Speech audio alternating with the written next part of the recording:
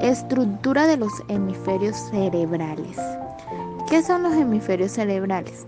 El cerebro está constituido por dos mitades, la mitad derecha llamado hemisferio derecho y la mitad izquierda llamado hemisferio izquierdo. Ambos hemisferios están conectados entre sí por una estructura denominada cuerpo calloso, formado por millones de fibras nerviosas que recorren todo el cerebro. Gracias a esas fibras, los dos hemisferios están continuamente conectados. Cada hemisferio está especializado en funciones diferentes, de ahí que uno de los aspectos fundamentales en la organización del cerebro lo constituyan las diferencias funcionales que existen entre los dos hemisferios, ya que se ha descubierto que cada uno de ellos está especializado en conductas distintas. Conviene saber también que existe una relación invertida entre los dos hemisferios y nuestro cuerpo. Por consiguiente, el hemisferio derecho se encarga de coordinar el movimiento de la parte izquierda de nuestro cuerpo y el hemisferio izquierdo coordina la parte derecha.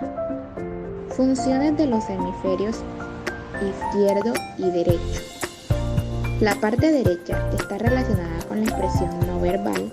Está demostrado que en él se ubica en la percepción u orientación espacial la conducta emocional, es decir, la facultad para expresar y captar las emociones, facultad para controlar los aspectos no verbales de la comunicación, la intuición, reconocimiento y recuerdo de caras, voces y melodías.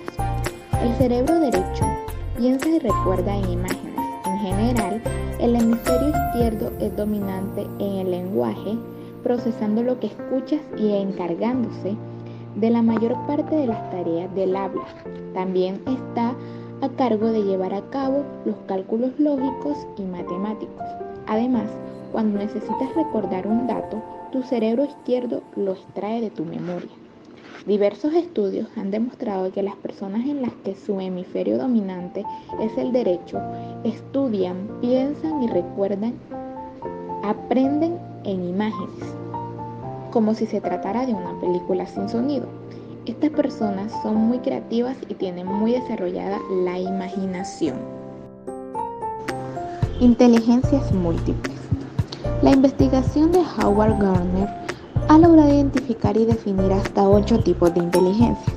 En primer lugar, tenemos la inteligencia lingüística, que se considera la capacidad de dominar el lenguaje y poder comunicarnos con los demás, es transversal a todas las culturas.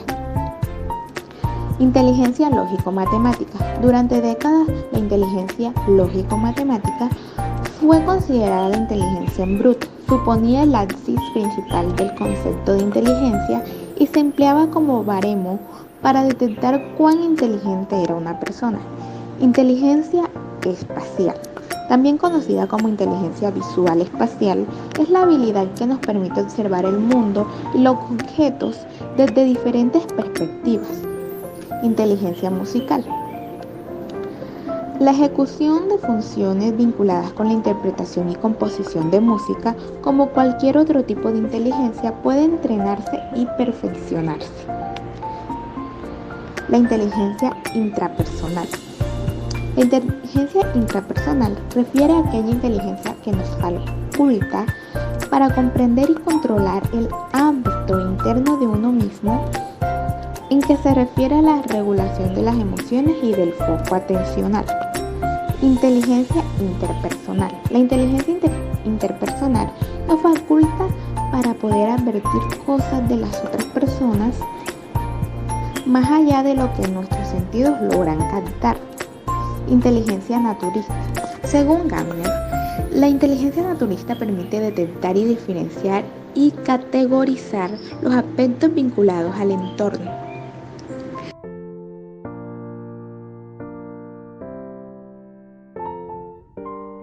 Mecanismos encefálicos del comportamiento y la motivación, sistema límbico e hipotálamo. Área reticular excitadora del tronco del encéfalo. Su componente impulsor central consiste en una zona excitadora situada en la formación reticular de la protuberancia y el mesencéfalo. Esta región también se la conoce como la denominación del área facilitadora bulborreticular. Además de las citadas señales descendentes, esta región también envía una abundancia de señales en sentido ascendente.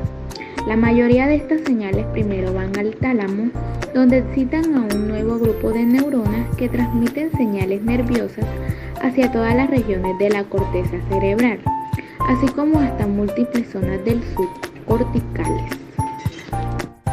Un área reticular inhibidora se sitúa en la parte inferior del tronco del encéfalo. Se trata del área inhibidora reticular que ocupa una posición medial y ventral en el bulbo raquídeo.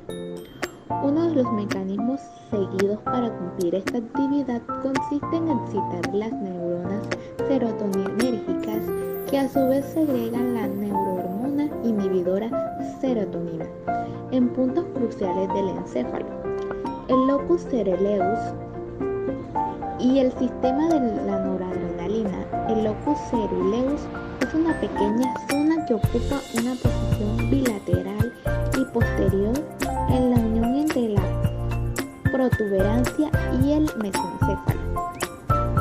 Área de asociación límbica. Está situado en el polo anterior del lóbulo temporal, en la porción ventral del lóbulo frontal y la circunvolución singular que queda en la profundidad de la cisura longitudinal por la cara medial de cada hemisferio cerebral. Se ocupa sobre todo del comportamiento, las emociones y la motivación. La corteza límbica forma parte de un todo mucho más amplio, el sistema límbico, que abarca una compleja serie de estructuras neuronales en las regiones basales medias del encéfalo. Este sistema límbico proporciona la mayoría de los impulsos emocionales para activar otras áreas del encéfalo e incluso suministra el estímulo encargado de motivar el propio proceso de aprendizaje. El hipotálamo se considera el centro de control importante del sistema límbico. El hipotálamo posee su tamaño muy reducido, que no ocupa más que unos pocos centímetros cúbicos. A su vez, tanto el hipotálamo como sus estructuras más afines envían señales eferentes en tres direcciones, una posterior e inferior hacia el tronco del encéfalo, dirigidas sobre todo a las áreas reticulares del mesencéfalo, la protuberancia y el bulbo raquídeo, y desde esas regiones hacia los nervios periféricos permanentes al sistema nervioso autónomo. En líneas generales, la estimulación del hipotálamo lateral y posterior eleva la presión arterial y la frecuencia cardíaca, mientras que la activación del área preóptica suele ejercer unos efectos opuestos, provocando una disminución de ambas variables. Estas acciones se transmiten sobre todo a través de los centros de control cardiovascular específicos situados en las regiones reticulares de la protuberancia y el bulbo raquídeo. Regulación de la temperatura. La porción anterior del hipotálamo, en especial el área preóptica, se ocupa de regular la temperatura corporal. Un incremento de esta variable en la sangre circulante a través de dicha área aumenta la actividad de neuronas sensibles a la temperatura, mientras que su deceso la reduce. Regulación del agua. El hipotálamo regula el agua corporal por dos procedimientos. Uno, originando la sensación de la sed, lo que lleva a que el animal o la persona beban agua. Segundo, controlando la excreción del agua en la orina. En el hipotálamo lateral está situado una zona denominada centro de la sed. Regulación digestiva y de la alimentación. Una región vinculada al hambre es el área hipotalámica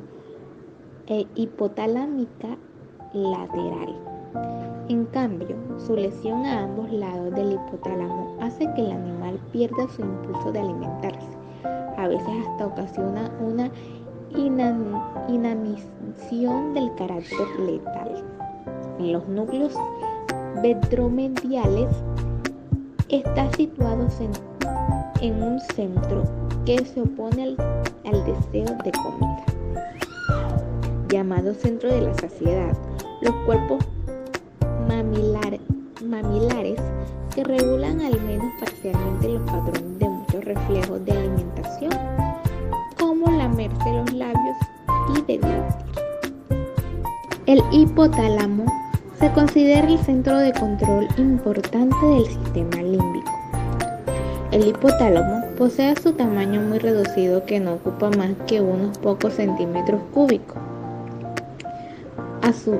A su vez, tanto el hipotálamo como sus estructuras más afines envían señales eferentes en tres direcciones: una posterior e inferior hacia el tronco del encéfalo, dirigidas sobre todo a las áreas reticulares del mesencéfalo, la protuberancia y el bulbo raquídeo, y desde esas regiones hacia los nervios periféricos permanentes al sistema nervioso autónomo.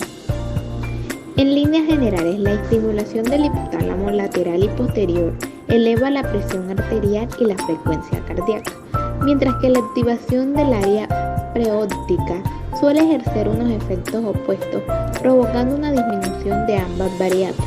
Estas acciones se transmiten sobre todo a través de los centros de control cardiovascular, específicos situados en las regiones reticulares de la protuberancia y el bulbo raquídeo. Regulación de la temperatura. La porción anterior del hipotálamo, en especial el área preóptica, se ocupa de regular la temperatura corporal.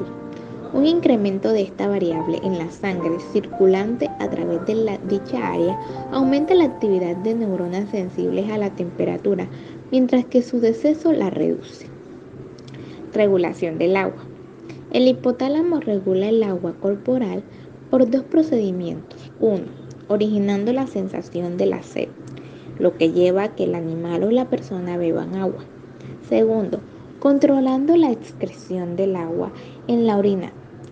En el hipotálamo lateral está situado una zona denominada centro de la sed. Regulación digestiva y de la alimentación. Una región vinculada al hambre es el área hipotalámica lateral. En cambio, su lesión a ambos lados del hipotálamo hace que el animal pierda su impulso de alimentarse. La inteligencia emocional es la cualidad que nos capacita para tener buenas relaciones con los demás y con nosotros mismos. Esto implica identificar, entender y manejar las emociones correctamente.